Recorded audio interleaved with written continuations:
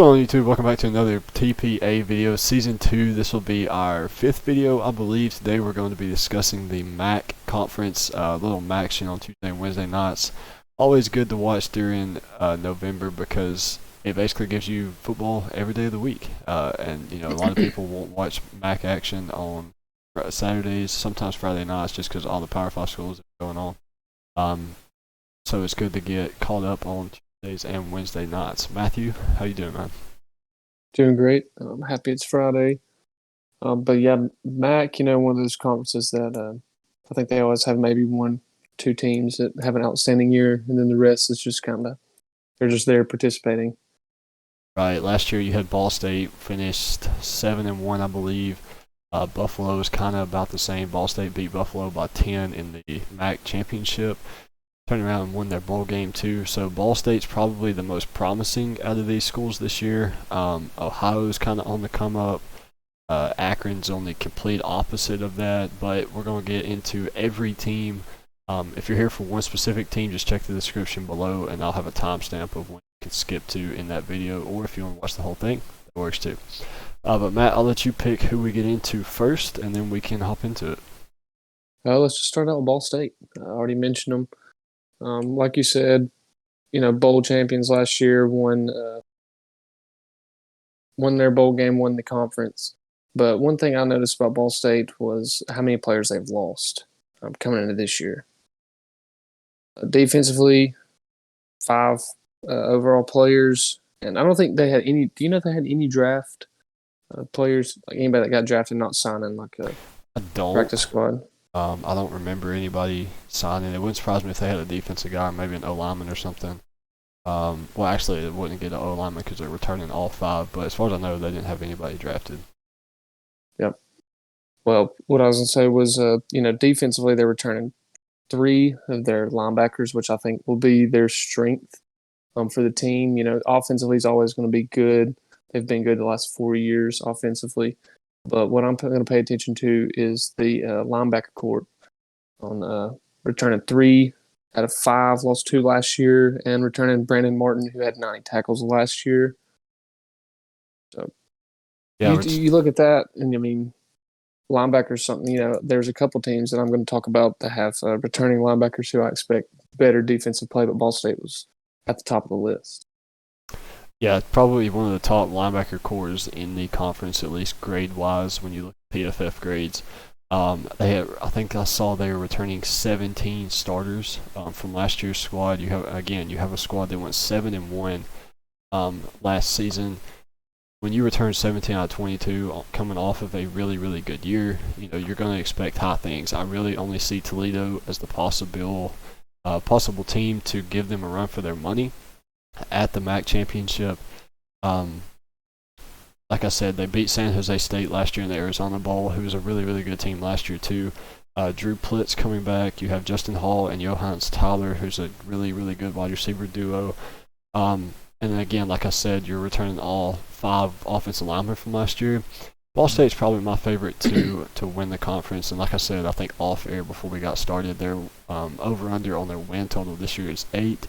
They're favored to win 10 or 11 of the games that they have scheduled, plus conference championship, plus the bowl game. So you're looking at, will they win 8 out of 14 games? Absolutely.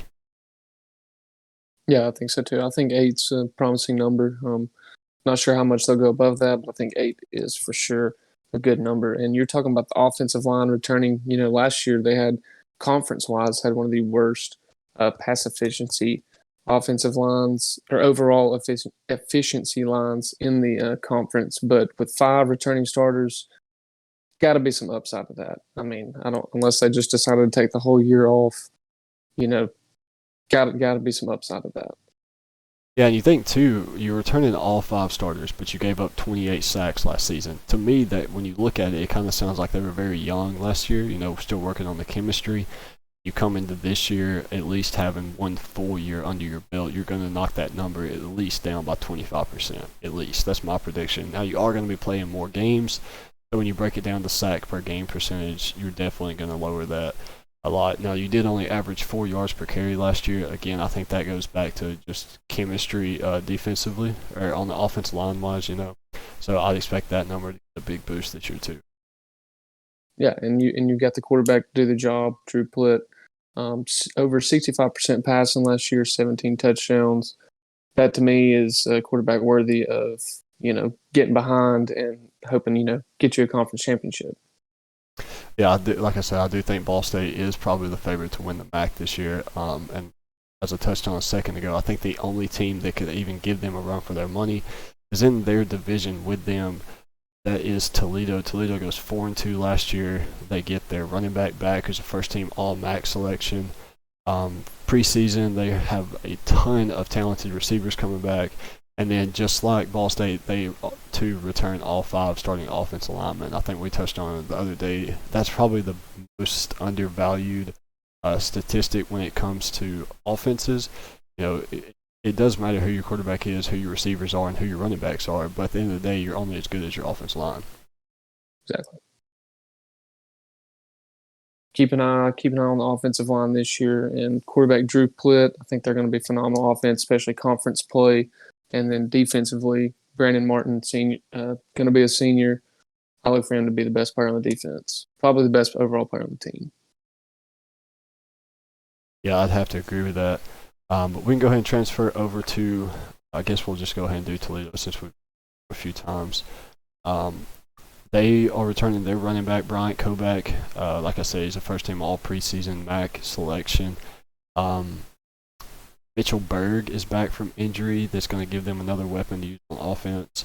Now, they do have some guys that they kind of have some uncertainty at center. Like I said, they do bring all 5 guys back, but they have 3 guys that played center for them last year that I don't know exactly who's going to start for them. But at the end of the day, I think the only problem with Toledo is their offense or their quarterback. On their offense is their quarterback, but they did get a transfer quarterback, Tucker Gleason. I think he can come in and fill that void and give Toledo a big boost to start the year. Yeah, I definitely agree with you. Offensively is definitely their weakest point. Defensively, last year finished second right behind Ball State, I believe, in conference play. Only gave up 24 points per game, and I think this year they can be better.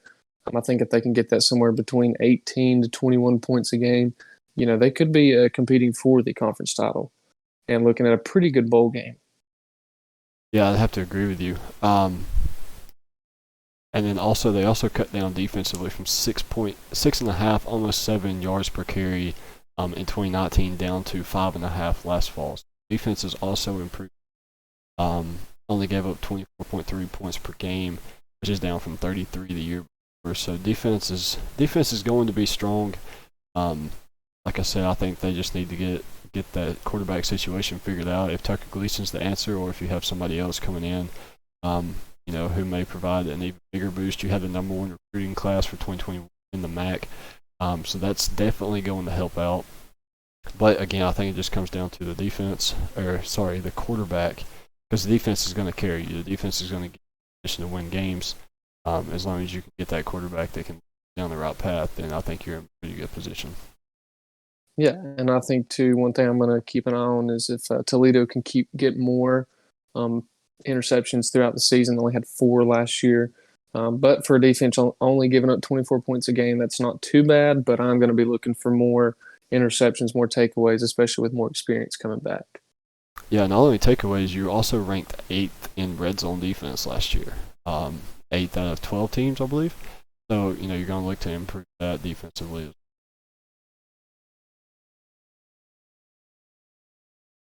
Got anything else on Toledo? Not really. I was just about to ask if you want to flip it over to East Division.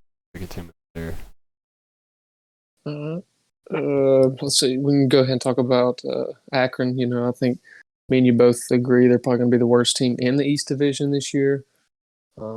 Finishing dead last the last 2 years in both offensive and defensive categories on average. There's a couple that they were out of the last place. Overall, I mean, you got to look at it as a rebuilding. They're still in a rebuilding stage. I don't know. Is it first or second year head coach? Akron, this will be their 3rd year. 3rd year, okay. Tom Worth.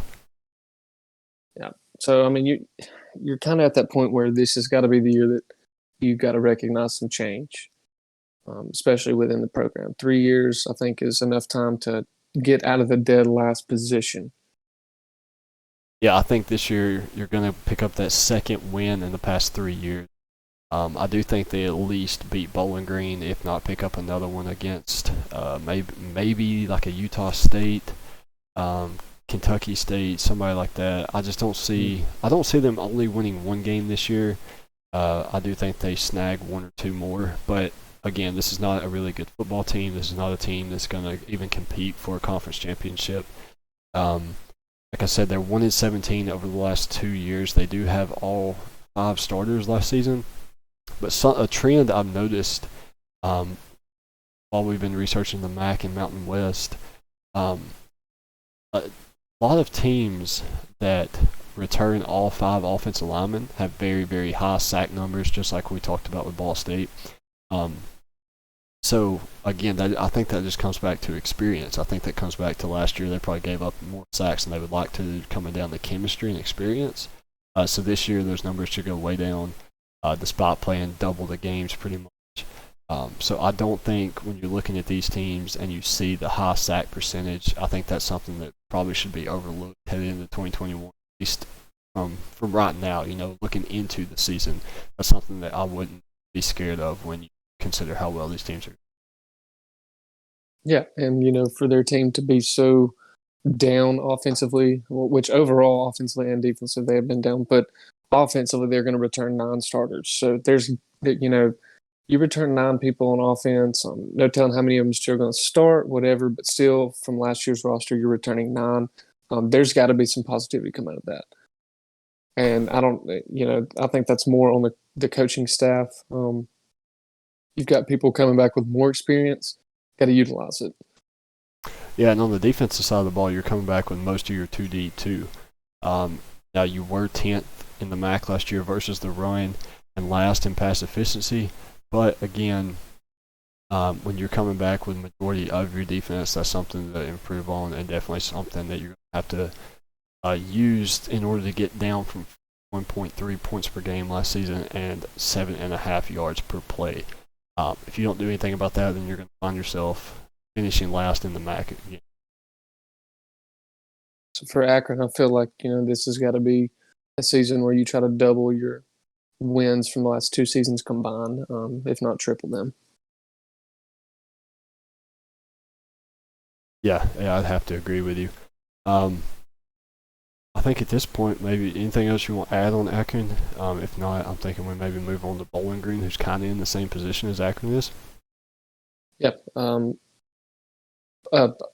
Green, to me, they've played in a lot of. I see them playing a lot of Power 5 games over the last 5 years. I know for sure they played 2 Big Ten teams first couple of games of the season, and of course lost both of them. But you look at we kind of pay attention more to these teams, like what they do in conference play. And conference play, they have won less than 10 games in the last 3 years. So that's something to me that you got to improve on, got to build on. Because the goal is you want to play for a conference title, because you're not going to get to the playoff without one, unless you're lucky, Roll Tide. But that's a little different situation, especially from what Bowling Green has. Yeah, absolutely. Bowling Green definitely has a ton to improve on. I think this is kind of one of those situations where we talked about the other day with Ross or Old Dominion. It's like we could go on all day with what you need to fix, but number one concern, you got to score some points. Put up 10 points per game last year and outscored by almost 200 points through 5 games. That's tough. That's very tough. That's being outscored by almost 40 points per game. Now, you do have 6 starters coming back on defense. That's a bright side, I guess. But that's still almost half your defense that you're going to have to replace. You have some transfers coming in on both sides of the ball, not a lot. You have a new defensive coordinator. Maybe he can get a boost. But other than that, you give up 45 points per game. You're going to have a long road ahead of you and a lot of work to do. Yeah, and I think they had a running back transfer out to Northwestern. Yes, they did. Probably, yep. And then, but let's see, who's the name? Terrian Stewart 295 yards last year and all four rushing touchdowns. Not going to say any names, but I know a running back that scored 5 in one game. Yeah. So got to be some work to be done there, especially on the offensive side of the ball. Like you said, six starters returning on defense. Look for Bowling Green to be in the defensive or have the whole team in the defensive backpack this season. Yeah, absolutely. Defensively, I think the biggest thing you have is those starters coming back. That's probably your biggest bright side of the whole team. Top to bottom. I don't know how you are on special teams. Outside of Terry and Stewart coming back, you're going to have to ride this defense. I have to try to use Terry and Stewart a lot, keep the ball in your hands as much as possible, try to keep the defense off the field, and try to win games by outgritting other teams. Touch on anything else, Bowling Green?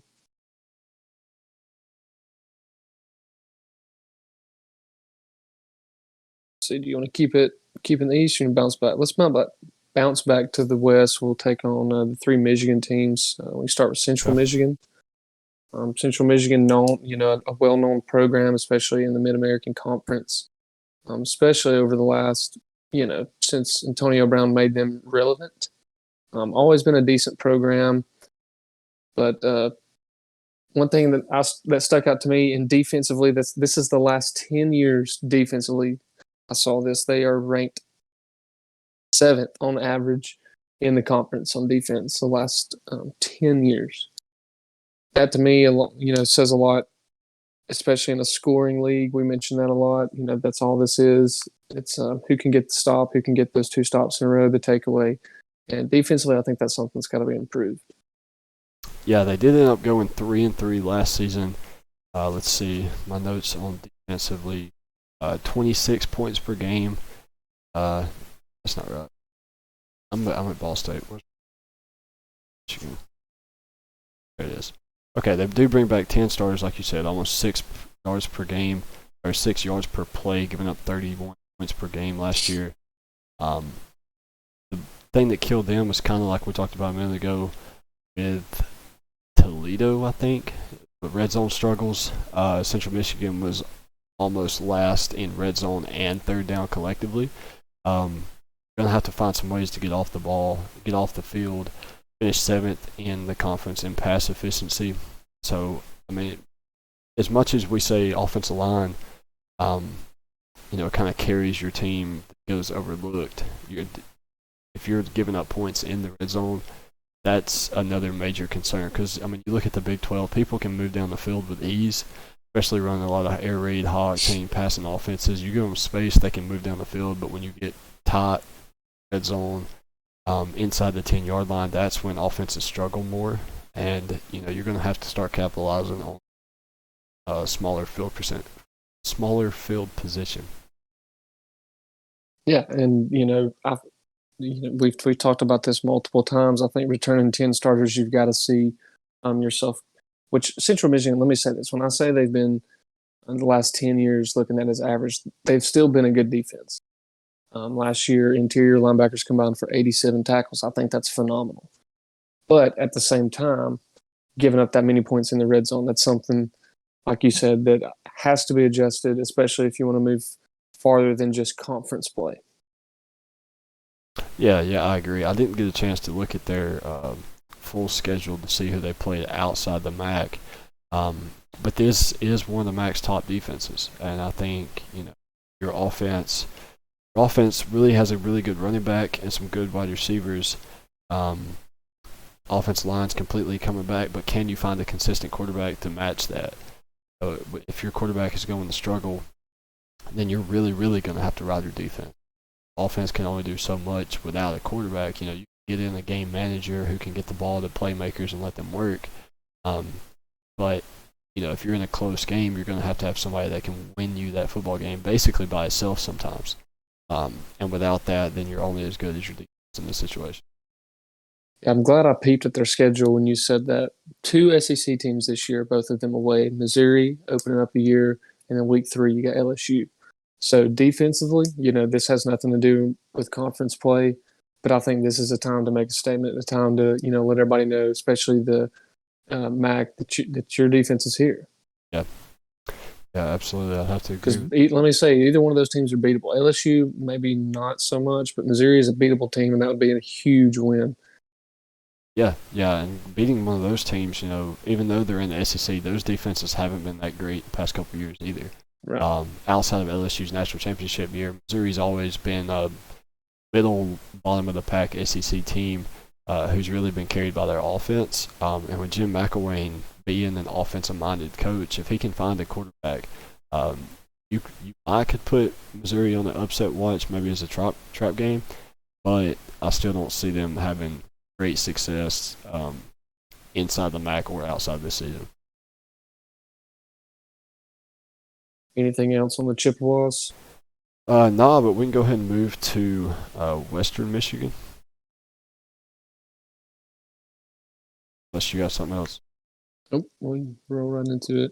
All right, Western Michigan goes 4-2 in 2020. They do have their quarterback coming back, Caleb Ellaby, who was one of the best Group of 5 quarterbacks last season, and they have their 4 top receivers coming back.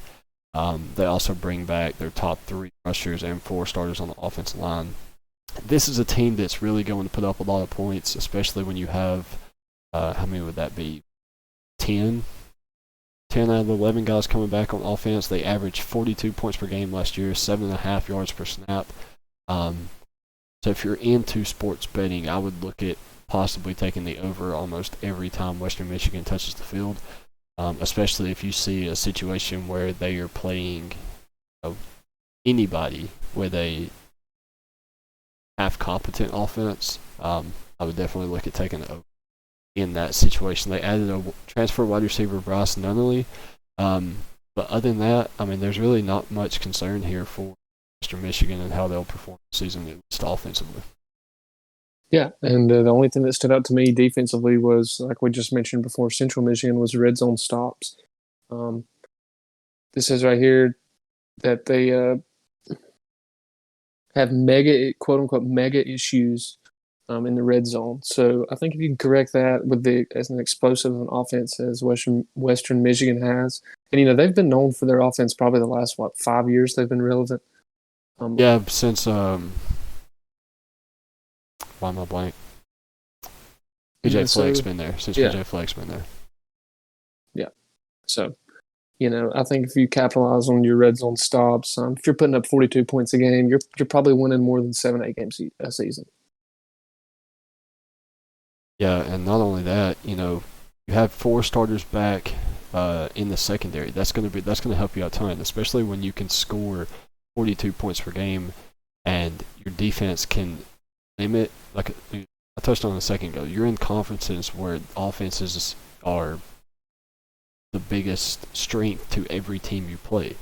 So when you have a really, really good secondary that can kind of match some of these other offensive skill players, then scoring 42 points per game, you're going to be in really good situations to win because your defense is going to be able to keep your opponent's score down, probably somewhere closer to 30 or high 20s.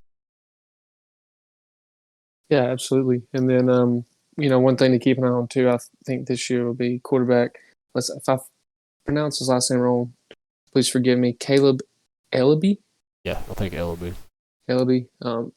Last year threw for 18 touchdowns, 2 picks. I think that's a really good ratio, and only threw for a little south of 2,000 yards. But given how many games, I'm sure they probably were affected by COVID as well, and not to mention 10-game season, anyways. But got all the experience coming back. You said 10 in total coming back for offense. I think so. Yeah. Yeah. Look for LB to have a huge season. Let's see. Where did they rank recruiting? Western Michigan was 4th in the conference in recruits. And I don't think I mentioned. I know I told you. But I just want to say this on air in case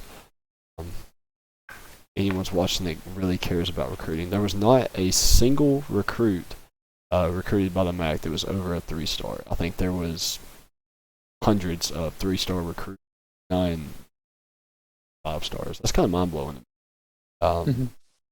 recruiting is a very, very part of how good your team is, obviously, and then having no stars across 12 teams, kind of shocking. But nonetheless, anything else you want to touch on for Western Michigan? Red zone stops. Got to have them. Yeah. If I'm not mistaken, I think Eastern Michigan kind of had the same issue. Maybe not just in the red zone, but they give up 36 points per game last year and only generated 9 sacks. So, yep. I On think the bright side, returning 10 starters. So. Yeah.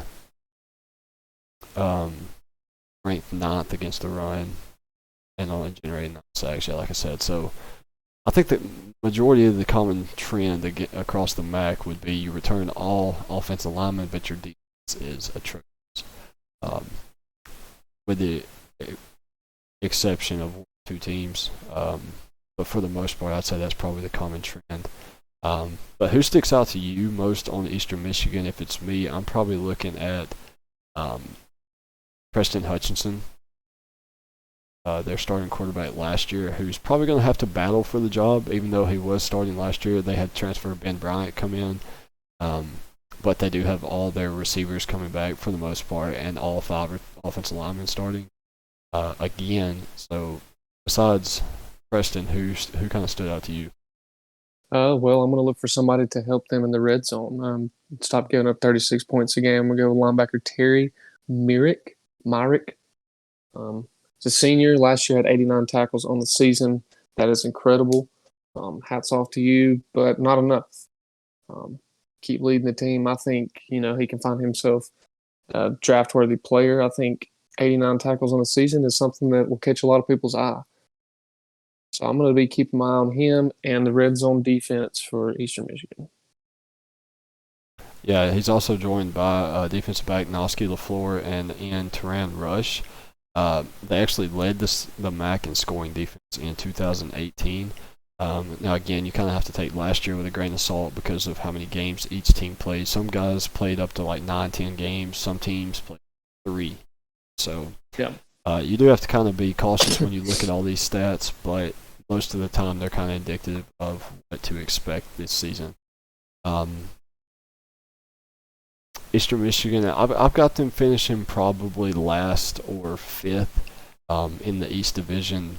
Nothing really kind of crazy I'm not expecting out of them. I think this is, again, just kind of one of those rebuilding years for a little bit. Definitely got to improve the defense, get down the points per game. Just kind of look to build to next year and beyond that.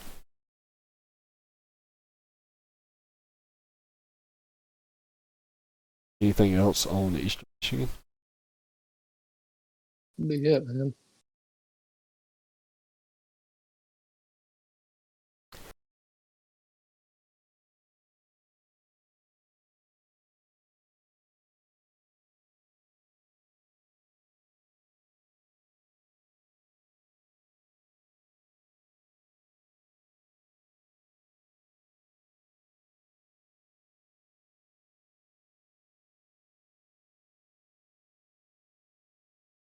Bright side for Northern Illinois, though.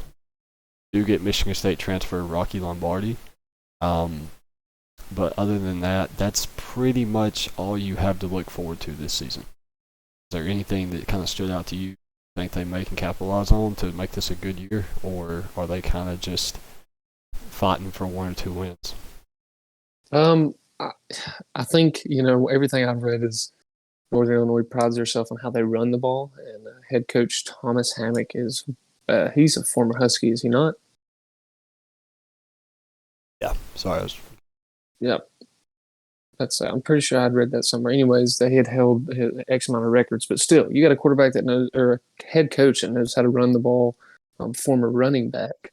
You definitely should be able to be one of the top teams in the conference running the football at least. But, shit happens. Right. Averaging 25 points per game last year. You have a couple receivers coming back. 80% of your offensive line, having an experience, not necessarily a veteran quarterback, but an experienced quarterback, to say the least, coming in to take the reins. Should boost that up a little bit, especially playing in a conference where, as we mentioned, the defenses are not that great. I would expect to see Northern Illinois come out with probably 2 wins this year. I'll give them 2, maybe a win over Bowling Green, maybe 1 more. Defense has a lot of work to do, giving up 39 points per game, 10th in pass efficiency, and almost 7 yards per play last year. What would you say that you discovered was probably the biggest concern for Eastern or Illinois offensively or defensively? I think it's less than 380 yards per game, roughly. Yeah. 380 yards per game. That's 2018, but nonetheless, it's still a lot of the same players. Or 2019, a lot of the same players. I think your goal should be, I think it's got to be 400, 420, 450 yards a game. I think you can get 450 yards, you're probably putting up, 18, 20, 21 plus points a game. Yeah, easily. Especially with all the defenses here that have struggles in the red zone. Again, like, even if your offense is not that great, just the way the conference shapes up defensively, you should be able to score some, at least put up yards. And when you're not doing either, then you'll probably find yourself in another winless season. Yep. That should wrap up the West Division. Covered everybody. All Michigan teams, Illinois, Ball State, and Toledo. Covered Bowling Green, covered Akron. Where do you want to go next? We got Kent State, Miami, Ohio, Buffalo. Let's just roll Kent State. We'll go down the list. Kent State, who I think is holding the best player in the Mid-American Conference as quarterback Dustin Crum. Going to be a draft-worthy quarterback for sure. Very big frame, 6'3", over 200 pounds. And last year was top player in the MAX, or in the MAX. So yeah. I definitely look for him to be, carry on with that. I think Kent State top 2 in all categories: offensive efficiency, defensive efficiency, overall offense, and overall defense. Top 2 in all 4 of those categories. So look to him to keep them. I think they are going to be my favorite 2, other than Ball State. I think they are my favorite to win the conference this year. Yeah, they're definitely one of my top guys to win the East. I think we are in the East. We are. They've scored almost just under, barely, like 1 more point all season, and you averaged 50 points per game last year. Yep. That's unreal. Now, again, you're playing a lot of teams that have good offenses who can keep pace with you, but if you're scoring 50 with, probably the best quarterback in the conference, like you said, you just get another transfer wide receiver from Syracuse, Hakeem Johnson. Your all 5 offensive linemen are coming back, and I think this is probably one of the only teams who returned all 5 offensive linemen who didn't give up a ton of sacks last year. I would say Kent State's going to win a lot of games strictly because of their offense. Yep. Now, I think what I looked at, Athlon had them finishing like 4th in the East Division. I think they finished probably 2nd at worst, just because of that offense. Like, you're in a conference where nobody can stop you, and if your defense can just keep teams under 40, really, then you're going to win. So I like Kent State to make a run at the East Division title. Yeah, and as good as the offensive passing game is, the offensive running game was 3rd in the nation last year. 283 yards per game, and had 4 running backs reach the 200 yards a season mark. So that is incredible. It's a very good compliment to go along with who I think is the best player in the conference, Dustin Crum. Yeah, and on the flip side of that, Kent State ranked 11th in the MAC versus the run last year. Defensively, they gave up 38 points per game and allowed almost 7 yards. So like I said, if you're scoring 50 points per game, best bet is just hope your defense keeps them under. Yeah. You obviously can run the ball great. Your defense cannot stop the run. Maybe you worked on that all spring, got a little boost to your defense. Tom Kaufman making a lot of progress with the defense from 2019, but still a long way to go. You bring in a bunch of transfers that's going to give some experience. You have the 11th ranked recruiting class in the MAC, which is not great, so you're going to have to depend heavily on those transfers. But I think Kent State has a promising season strictly because of Dustin Crum and that offense. Yeah, I agree. Definitely agree. For me, it's just got to be on the defense. Defense is going to make or break them when it comes to winning the conference title. Yeah, absolutely.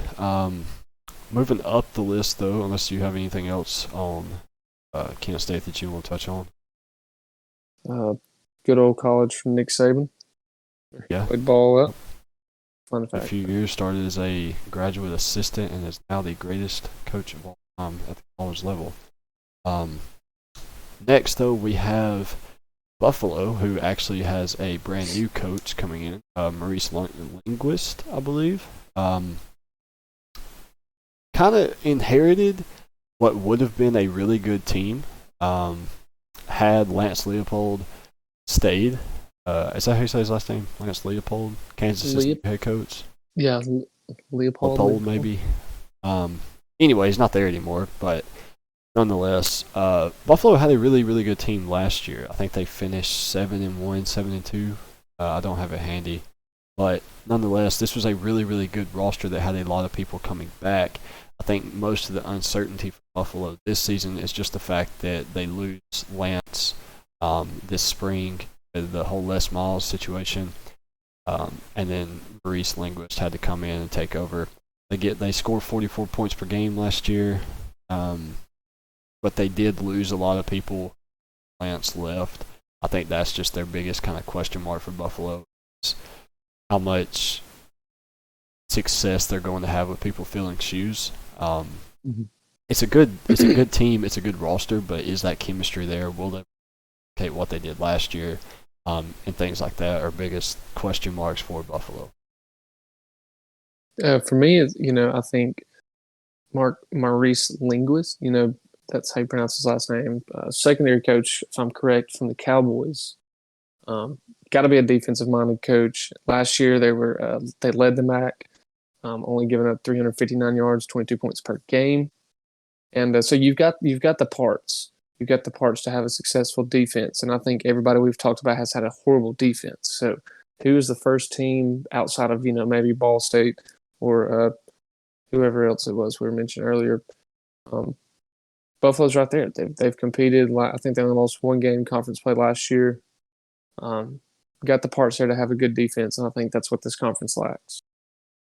Yeah, absolutely. If you have a really good defense or just even an above average defense, you're going to have success in this conference. Last year, Buffalo gave up 22 points per game.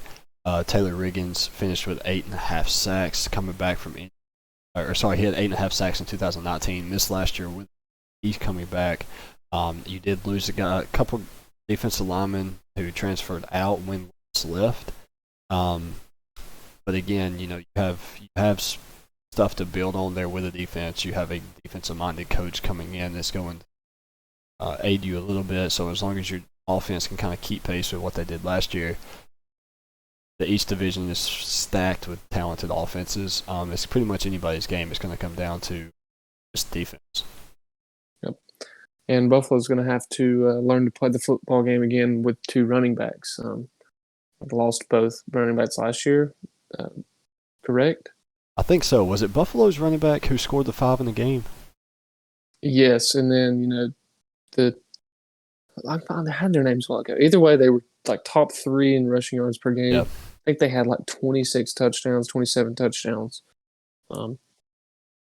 So if both guys are going, you definitely are going to have to figure out how to do that again, being a run-heavy team. Yeah, absolutely. And like I said, I think as long as they're able to kind of just keep pace with what they did last year, they're going to be in a really good position at the end of the season. They're going to be bowl eligible, I think. they should have 3 games minimum crossover from the West Division. I think they win all 3 of those, and then beat the bottom half teams in the East, bowl eligible, and then stack on another winner who you're looking back East Division title. Yep. Anything on Buffalo before we get to Miami, Ohio? Well, that is it. Miami, Ohio. Not a lot to go off of. They only played 3 games last year. Brett Gabbert at the reins as Blaine Gabbert's leader, if you remember him from a few years ago. I believe he played at the Jaguars before. That would have been Tom Coughlin there, I think. Or maybe before he got there, but nonetheless. Jack Sorensen, his go-to wide receiver, is back. 19.7 yards per catch last year. That's unheard of. And that's not just, 5 or 6 catches all year. This guy had a ton of catches, a ton of targets. They get 2 running backs coming back from injury, and I think the biggest question mark for them is probably their offensive line. Have a ton of guys leaving, a couple guys banged up. I think if you can piece together a solid offensive line, then you can build off those 2 wins you had last year, and look at a pretty decent 2021 season. Yeah, and pass protection was not that bad last year. Didn't give up too many sacks, but at the same time, losing a lot of guys definitely hurts. So you're bringing a whole different mindset to the team. Yeah. I don't know who. I think they had two. They had, all-star lineman center Danny Godlevets. Anyway, Oklahoma State transfer. He's gone, and then Tommy Doyle are gone. So definitely going to have some replacements. Some big replacements. Going to be big shoes to fill. But at the same time, you've got all this firepower coming back offensively. And you only got to play 3 games this year, so I bet this team is ready to step back out on the field and play a full season. Yeah, and you mentioned the firepower coming back. They also have 9 returning starters on defense. The linebacker as a core, probably best or second best in the conference, and then their defensive end Cameron Butler, probably a name to watch on the defensive line, who should end up being sack leader, or possibly tackle for loss leader. They don't lose a lot defensively. Like I said, they do have 9 starters coming back, but the biggest area of concern for Miami, Ohio will be third down. I agree, and I don't know about you, but I'm all this firepower coming back, all the things I've read. Only playing 3 games last year. I'm thinking I'm at least top 4, top 3 in the division. I think they finished 4th last year in the division, but I'm looking at them to compete with Buffalo. I think Kent State's going to be my favorite out of the East, them or Buffalo, and then I think whoever does not finish first will be battling for that second, third spot with Miami, Ohio. Yeah, like I said, I think the East Division is probably the most open between Kent State, Buffalo, Ohio, and Miami, Ohio. It's kind of anybody's game. Lots of good offenses. I think of the 4, Miami, Ohio probably has the best defense coming back collectively. Right behind them, probably be possibly Ohio, just because I think they have a lot of secondary guys coming back. And I'm pretty sure that's probably a rivalry game, Miami, Ohio versus Ohio.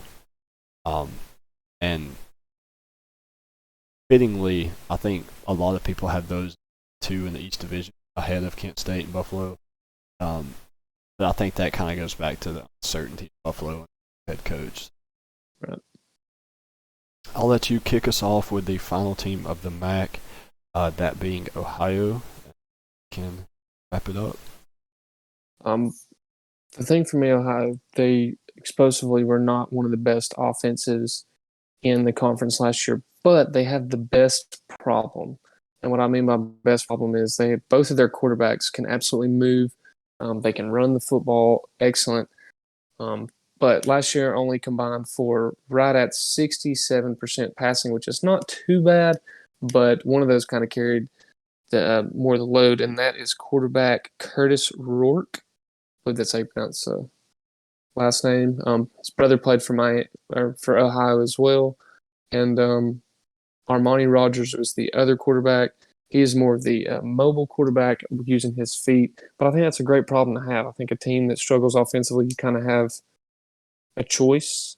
I don't foresee them playing like they did last year. Only played 3 games, so everybody got 67% passing on 3 games, and then everybody's getting equal amount of playing time. I'll look for that to change this year, but that is a really good problem to have. Yeah, yeah, absolutely. You come back with 3 of your starters up front. You get a Virginia Tech transfer, T.J. Jackson, who should end up playing offensive tackle. I think the biggest area of concern is just you're going to have to find some ways to get some big plays. You struggle with third downs and red zones, so if you're going to struggle on third down and red zone again this year, big plays will help with that. You score lots of touchdowns and have big plays to get into the red zone from the green zone or yellow zone even. At that point, that should give a little bit of a boost to your offense. Defensively, you only allowed 17 points per game last year. Did go 2-1, so again, a kind of small sample size. But nonetheless, you have a lot to look forward to. You have lots of guys coming back. Majority of your 2 deep is coming back on defense. Leading tackler. Yeah, exactly. You get it transferred D lineman Michael Taylor. And you only had 4 sacks in 2020. But again, you only played 3 games, so that's not that big of a deal. Just like I said earlier, were these teams that gave up a lot of sacks. That's majority of the time their whole offensive line is coming back, so probably wouldn't raise an eyebrow at that too much. Definitely a team I think has a lot of potential though. I think 2019 they were a decent football team. I was trying to find their record before. Go out here and just talk about it. I looked at it earlier. Nonetheless, though, they've consistently been a really good football team, finishing top 2, top 3 in their division the last 6 years. So, you aim your next challenge is to aim for that one spot, conference championship. And that being said, I would not sleep on Ohio. Yeah, and this is a pretty good year to do it. Because so many defenses are down, so many defenses are young, that a lot of these defenses are only going to get better as the next few years roll on. My biggest takeaway from the MAC is to watch the scoreboard. Like, there's going to be so many high-scoring games, so many teams averaging 30, 40, 45 points per game. Going to be a lot of action, so if you like high-scoring offenses, the MAC will probably one big season. You got to have 1 or 2 players in mind that you're going to be keeping your eye on pretty heavily this season. Who you expect the biggest season from out of the MAC conference? Number 1, I'm going Dustin Crum. Number 1, probably the number 1 quarterback in the conference. Number 2, besides him, I'm going with Jack Sorensen, the guy from Miami, Ohio, that averaged 20 yards per catch, and then the Syracuse transfer wide receiver. I can't remember his name. I can't find it right now. I had it highlighted. Nakeem Johnson. There it is, from Kent State. Those are probably my 3 guys. They're all in the East Division, so they're all going to play each other a lot. Those are my 3 guys that I'm going to keep. Yeah, I definitely agree with you. Dustin Crum is my number 1 player to I think he'll have the best season overall out of the MAC. Defensively, though, on the defensive side of the ball, I'm going D-line, Troy Hairston. He'll be a senior this year, Central Michigan defensive end. One of the best players in the country last year on the defensive side of the ball. I think he's definitely going to be a draft-worthy player. NFL teams love that defensive end position, especially when you put up numbers like this guy.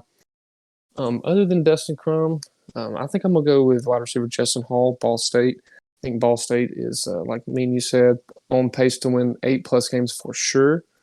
I think they can win 10, 11 games, find themselves in a good bowl game. And I would say right now they're probably the overall, maybe not my favorite to win the MAC, but I think they are probably Vegas's favorite to win the MAC. So I think it'll be, Justin Hall's going to have to be one of those guys that contributes a lot like he did last year. So I'm going to be looking at him. Yeah, going into the season, I don't see many teams that are going to beat Ball State inside the MAC. I think they're going to win the West Division pretty easily. And in the East Division, it's probably, I would say maybe Miami, Ohio, or Kent State, a team that has a pretty decent defense.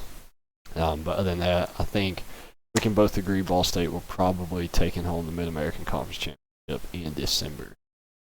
Anything else you want to touch on before we finish up the MAC and prepare for tomorrow's Mountain West video? Collectively, I think we had same cons for every team, and that was I think the number one issue was red zone scoring and giving up yards per game, or how much yards you give up per game on average. But number one thing I think is red zone's defense. So I look to see a lot better football in the red zone from teams out of the MAC conference. Yeah, absolutely. Definitely keep an eye on these young offensive linemen to develop as a team as a whole. And then, just look for defensive improvement throughout the year. But I think that's going to wrap up our Mid-American Conference Preview 2021 edition.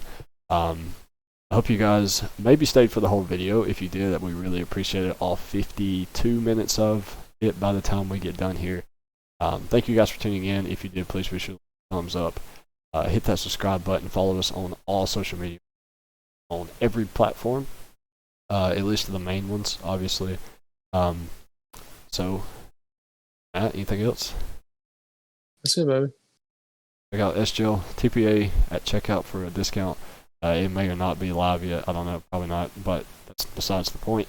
Cop an SGL pin. Send us a picture on Twitter. Probably shout you out in the next video. That's going to do it for this one, guys. Thank you guys for tuning in. See you guys tomorrow with the Mountain West Conference.